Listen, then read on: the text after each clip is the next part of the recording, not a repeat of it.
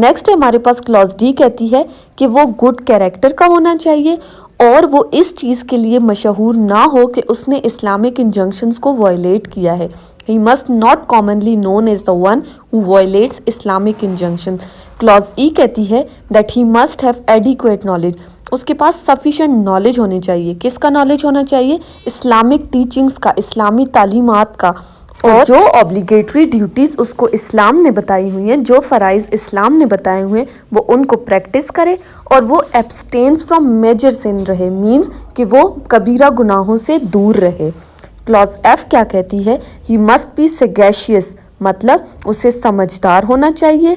Righteous means कि वो पारसा हो, और नॉन प्रॉफिलिगेट मीन्स कि वो फासिक ना हो, खुलेआम गुनाह ना करता हो, ऑनेस्ट और अमीन हो। अगस्त के करीब हम आखिरी मेरी मीटिंग थी जनरल बाजवा से, तो उन्होंने अजीब बात की। उन्होंने कहा आपके लोगों के ऊपर फाइलें हैं, आपके लोगों के ऑडियोज़ हैं, हमारे पास वीडियोज़ हैं, और मुझे कहते कि आप भी प्ले बॉय थे। मैंने कहा मैं था, मैंने तो कभी नहीं कहा कि मैं कोई फरिश्ता था, मैं तो एक गुनाहगार आदमी था। चीफ जस्टिस के ऊपर जिस तरह का प्रेशर डाला जा रहा है, जिस तरह उसके खिलाफ प्रोपेगेंडा कर रहा है ये माफिया, जो जजेस के खिलाफ प्रोपेगेंडा कर रहा है, मैं आज ये माफिया को बताना चाहता हूं कि सारी कौम मुल्क के जजेस के साथ खड़ी है। आर्टिकल 6 डील करता है हाई ट्रीजन के साथ। हाई ट्रीजन संगीन गद्दारी। अब किसके साथ गद्दारी है? स्टेट के साथ आपकी गद्दारी है, आपकी रियासत के साथ आप लॉयल नहीं हो। अगर आप रियासत के साथ लॉयल नहीं हो, that means you are committing the offence of high treason.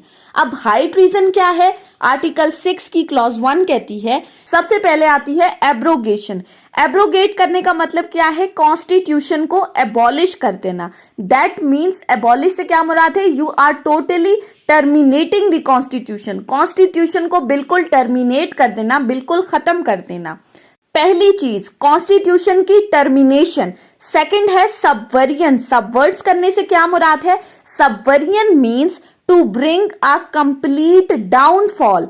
अब डाउनफॉल से क्या मुराद है? That means to overthrow the constitution, to ruin the constitution. Urdu में अगर हम इसको देखें तो सबूताज करना, तखरीब कर देना। That means destruction of the basic essence and morality. अगर कोई पर्सन कॉन्स्टिट्यूशन को ओवरथ्रो कर रहा है, फिर भी वो हाई ट्रीजन का मुर्तकिब होगा। थर्ड आता है हमारे पास सस्पेंड कर देना। अब सस्पेंशन से क्या मुराद है? Suspension means to stop the constitution from being active. अब इधर टेम्परेरी बेसिस पे या फिर परमानेंटली आप उसको स्टॉप कर रहे हो। Hold in abeyance. अब होल्ड इन अबेंस से क्या मुराद है? मीन्स टू से कि सेट असाइड कर देना कॉन्स्टिट्यूशन को टेम्परेरी बेसिस के लिए। अब कॉन्स्टिट्यूशन को सेट असाइड कब कर देना? जब मुल्क में क्योस की सिचुएशन पैदा हो जाए, जब मुल्क में अफरा तफरी के हालात पैदा हो जाए, तो ऐसी सूरत में कॉन्स्टिट्यूशन को टेम्परेरी बेसिस पे साइड पे रख देना। सेकेंड क्लॉज में कह रहे हैं कि अगर कोई पर्सन किसी दूसरे को हेल्प आउट कर रहा है, किसी दूसरे की मदद कर रहा है, उसके साथ कोलैबोरेट कर रहा है, उन तमाम एक्ट्स को परफॉर्म करने के लिए जो क्लॉज 1 में मेंशन हुए हैं, या फिर किसी पर्सन को अबेट कर रहा है। अबेटमेंट से क्या मुराद है? इंस्टिगेट करना, किसी बंदे को वर्गलाना, किसी दूसरे पर्सन को ऐसे एक्ट परफॉर्म करने के लिए चला रहा है, तो ये पर्सन भी हाई ट्रीजन का मुर्तकिब होगा। अब ऑल्दो इस पर्सन ने ये सारे एक्ट्स खुद परफॉर्म नहीं किए, लेकिन वो किसी दूसरे पर्सन को इंस्टिगेट कर रहा है, उनको हेल्प आउट कर रहा है ये तमाम एक्ट्स परफॉर्म करने के लिए, तो that person will also be found guilty of the high treason. कभी भी हमने अदलिया के ऊपर कभी भी जाती इल्जाम नहीं लगाए, पैसा लेने का इल्जाम नहीं लगाया, रिश्तेदारी पे फैसले करने का इल्जाम नहीं लगाया, कभी भी नहीं। यह काम जो है सुप्रीम कोर्ट पे हमले करवाना या फिजिकली वहां पे अपने जत्थे बेच के सुप्रीम कोर्ट के ऊपर, या सोशल मीडिया के जरिए, या उनके लीडर्स जो खुद कहें कि हमारे पास जजों की वीडियोज हैं और हमें, और अगर जजेस जो हैं वो ठीक फैसले नहीं देंगे तो हम वीडियो रिलीज कर देंगे, ये हमारा काम नहीं है, मुस्लिम लीग नून का काम है। शाहिद खान अब्बासी साहब को मैं बताना ये चाहता हूं कि अगर ये आर्टिकल 6 अप्लाई होता ना, तो तो शायद खाकान अब्बासी और उनकी लीडरशिप जो है ना वो फांसी के तख्ते पे झूल चुके होते अब तक, क्योंकि अल्हम्दुलिल्लाह 1988 के बाद एक इलेक्शन भी नून लीग जो है वो सिस्टमेटिक धांधली के बगैर नहीं जीती। हर इलेक्शन में धांधली करके एजेंसियों के साथ, और ये वाहिद पार्टी है, बाकी किसी पार्टी के ऊपर जो है ना इल्ज़ाम तो लगाते हैं, साबित तो नहीं हुआ, ये वाहिद पार्टी है जिसके ऊपर सुप्रीम कोर्ट ने साबित किया हुआ है कि 1990 का इलेक्शन की धांधली से और एजेंसीज की मदद से जीत के आए थे। तो खाकान अब्बासी साहब को चाहिए कि इस तरह के मुतालबे करने से अगर आइन इम्पोर्टेंट होता तो हम इलेक्शंस 2 असेंबलियों के देख चुके होते हैं। इन लोगों ने एक प्रेसिडेंस कायम कर दिया है कि जिसके बेसिस पे 8 महीने, 6 महीने, 10 महीने और अगर फरवरी में ये लेकर जाते हैं तो 2 हुकूमतों में, प्रोविंशियल हुकूमतों में 1 साल तक आइन डिले कर रहे हैं, 1 साल तक इलेक्शन डिले कर रहे हैं, जो कि उसूलन मार्च में हो जाने चाहिए थे।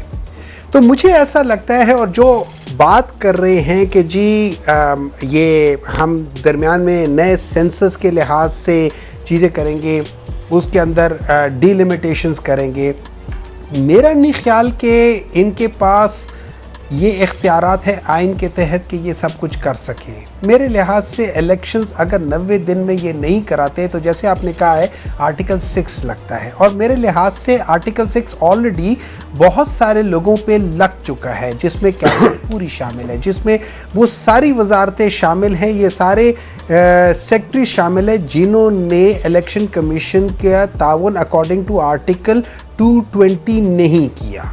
ठीक है, वो सारे बीच में शामिल आ जाते हैं। आर्टिकल 6 ये इस वक्त तो जो नज़र आ रहा है वो मौजूदा सदर जो है, जो उसने एक ऐसे शख्स के कहने पे ये ऑर्डर पास किया असेंबली की तहलील, वो भी आएगा, ये इमरान खान आएगा, ये स्पीकर आएगा, और जो डिप्टी स्पीकर जो है ही विल बी, और वजीर कानून भी इसमें आएगा।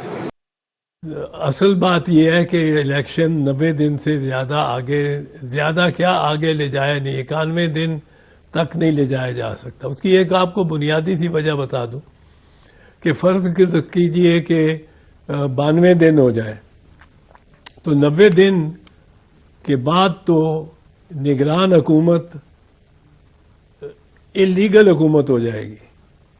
निगरान हुकूमत तो 90 दिन के लिए लीगल है और उसके बाद बिल्कुल इलीगल है।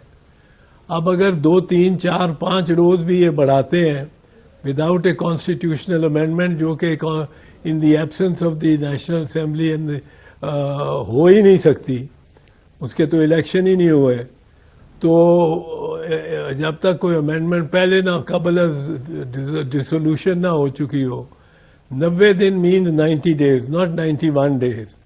और 91 डेज पे चली गई तो निगरान हुकूमत जो दस्तखत करेगा, कोई ऑर्डर देगा फेडरल मिनिस्टर के तौर पे ये बाबर करते हुए कि मैं आज भी वफाकी हुकूमत, चाहे वो केयर टेकर हुकूमत है, उसका मेंबर हूँ और मैं ये ट्रांसफ़र कर सकता हूँ, या ये बिल्डिंग सैंक्शन कर सकता हूँ, या ये purchase by railways of stock कर सकता हूँ सैंक्शन, और उसकी तौसीक़ का इजाज़त दे सकता हूँ। तो जो भी काम करेगा, दस्तखत करेगा किसी सरकारी कागज़ पे, वो आर्टिकल 6 का मुर्तकिब होगा। आर्टिकल 6 एक तो टिराई मार लो, एक तो भगवान देना भैया। कौन सा वाला है? ये 20 का, ये 50 का, ये 100 और ये 500। फर्क का है ये 20 वाला और ये 500 वाला में? साइज का फर्क है बस, बाकी सेम टू सेम। तो ये 20 वाला भी ठीक ही काम करता है ना? ला 15 दे हैं? 15।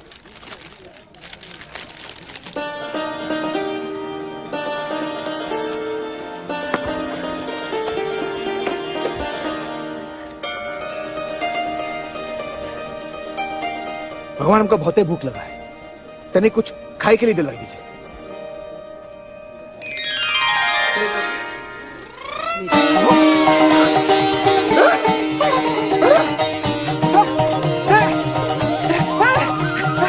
हम टोटल आउट ऑफ कंट्रोल हो गया। ये भगवान तो काम कर रहा था, अब हम अपना घर जा सकता था। भगवान, हमारा रिमोट कंट्रोल चोरी हो गया, वो दिलवाई दीजिए ना, हम घर जाना चाहते हैं।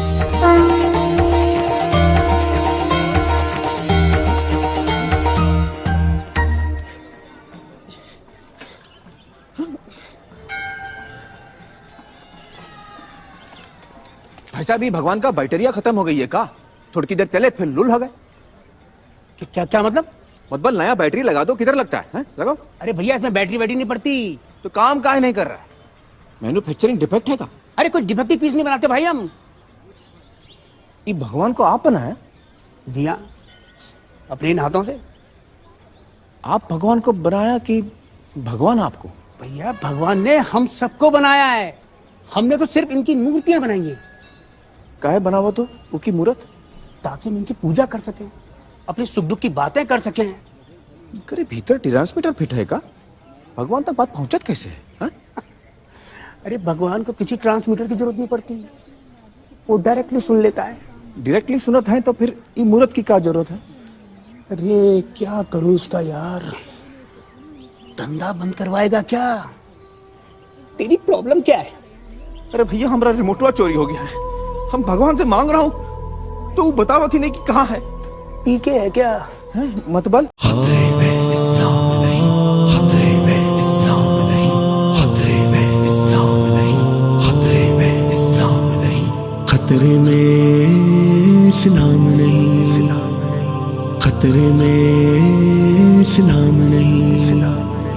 खतरा है जरदारों को, गिरती हुई दीवारों को। खतरा है जरदारों को, गिरती हुई दीवारों को। सदियों के बीमारों को। खतरे में इस्लाम नहीं, खतरे में इस्लाम नहीं, खतरे में इस्लाम नहीं, खतरे में इस्लाम नहीं, खतरे में इस्लाम नहीं। सारी ज़मीं को घेरे हुए हैं आखिर चंद घराने क्यों, आखिर चंद घराने क्यों। नाम नबी का लेने वाले उल्फत से बेगाने क्यों, उल्फत से बेगाने क्यों। खतरा है खूंखारों को, रंग बिरंगी कारों को। खतरा है खूंखारों को, रंग बिरंगी कारों को। अमेरिका के प्यारों को। खतरे में इस्लाम नहीं, खतरे में इस्लाम नहीं, खतरे में इस्लाम नहीं, खतरे में इस्लाम नहीं, खतरे में इस्लाम नहीं। जमहूरियत के जितने भी सिक्के हैं सब खोटे हैं। शक्ल के हैं मनहूस ये सारे, अकल के सारे मोटे हैं। फितरत में अय्यारी है, नीयत में मक्कारी है। मुस्तकबिल है यूरोप में और अमेरिका से यारी है। कुर्सी पे जब होते हैं ऐश में डूबे रहते हैं। कुर्सी छिनती है जब इनकी सड़कों पे ये होते हैं। अब एंड है इन सब गंदों का, इनके काले धंधों का। खतरे में ये काला सिस्टम है, खतरे में इस्लाम नहीं, खतरे में इस्लाम नहीं, खतरे में इस्लाम नहीं, खतरे में इस्लाम नहीं, खतरे में इस्लाम नहीं, खतरे में इस्लाम नहीं। अमन का परचम लेकर उठो, हर इंसान से प्यार करो, हर इंसान से प्यार करो।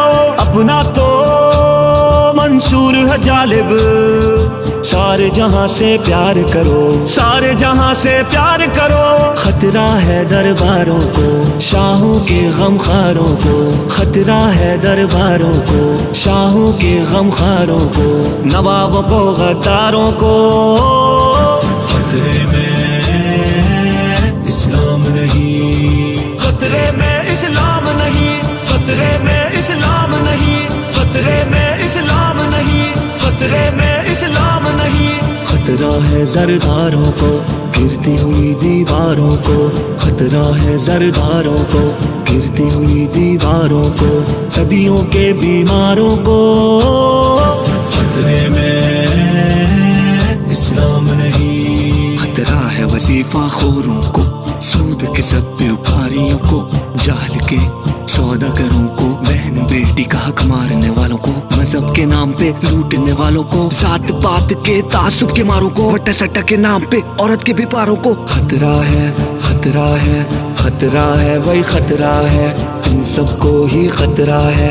खतरे में इस्लाम नहीं, खतरे में इस्लाम नहीं, खतरे में इस्लाम नहीं, खतरे में इस्लाम नहीं। खतरे में इस्लाम नहीं।